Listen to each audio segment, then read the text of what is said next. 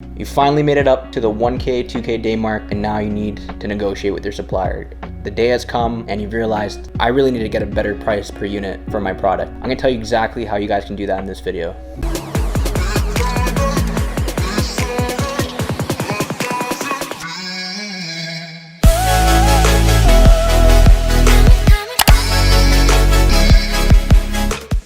So guys, in 2020, we took our e-commerce business from a fully dropship model to a private labeled brand. And now the way we did this was by maintaining a healthy and long relationship with our supplier, okay? In this video, I'm gonna just dive in deeper into what kind of relationship you should have with your supplier, and also a couple of things that you can do to kind of negotiate and, kind of get your way. This way here, things work out for both of you in the end. Obviously, you wanna understand that if you're working with suppliers in China, they might not be making a lot of money per sale. So you do have to keep that in mind. Obviously, you want to do what's best for your business, but you have to keep ethics in place as well. So the number one thing I want to talk about is, like I mentioned previous, is maintaining a long and healthy relationship. So you don't want to order a couple products from them and then automatically assume that they're going to give you a better price off the bat. It's not normally how it works. You have to provide them at least, I would say, hundreds of orders before you can even kind of negotiate some sort of price. If you're completely drop shipping from AliExpress and you find that your supplier is more lenient that way, or they're more accepting to doing price negotiations, and that's totally fine. But I'm talking about like real price negotiating, like when you've had a long-term relationship with your supplier and things increase over time, like the shipping costs. Like,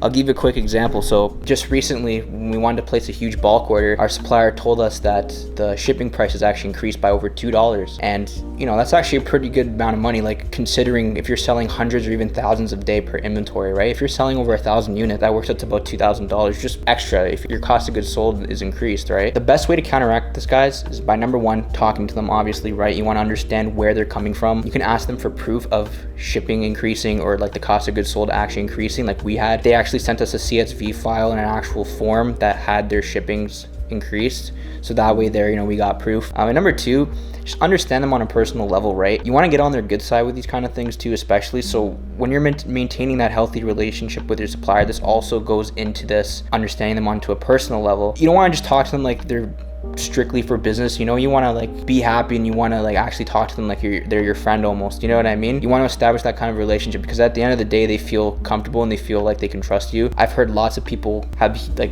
terrible experiences with their suppliers, and they've actually like screwed them over in the long run. They've actually like ran away with all their products and they just never shipped anything out like the whole time. It all comes down to finding the right one and obviously understanding them from a personal level and getting to know them better. If there is a language barrier that may be an issue like ours, we do deal with US and China warehouses, so there's a bit of a mix between there. Obviously the one in China, there is a language barrier, so we have to literally wait till like 8 p.m 10 p.m to actually talk to them, and obviously the English isn't always the best. So we've actually had one of our friends talk to our supplier for us in their language, so I believe it was Mandarin, and we had better communication that way. And if it's for serious things like bulk inventory or anything of those matters, we usually get our friend to like help us, just because we want everything to be like solidified properly and not just misunderstood in that way. We want the communication to be like excellent that way. And number three, guys, just always be professional. At the end of the day, this is business. It's not, if it's not being taken seriously, then you're just screwing yourself over and your supplier.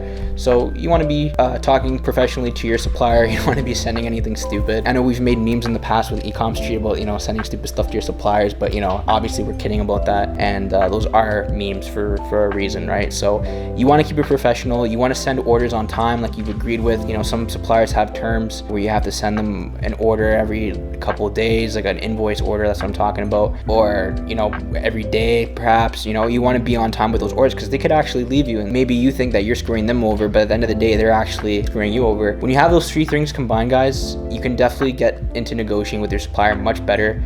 Like I said, let me repeat those three things. So the number one thing you want to do if you want to negotiate with your supplier like long term, you want to maintain a healthy long relationship. Number two, understand them on a personal level. And number three, be professional. Once you have all those three things combined together, your chances of negotiation are definitely going to increase, and they'll be a lot better in the long run. And again, guys, we aren't professionals with this, so you know, everyone has their own opinions on this. They have different ways of doing so. I'm sure there's other ways you can negotiate, and there's other ways and other things you should understand before even talking to your supplier about price negotiations.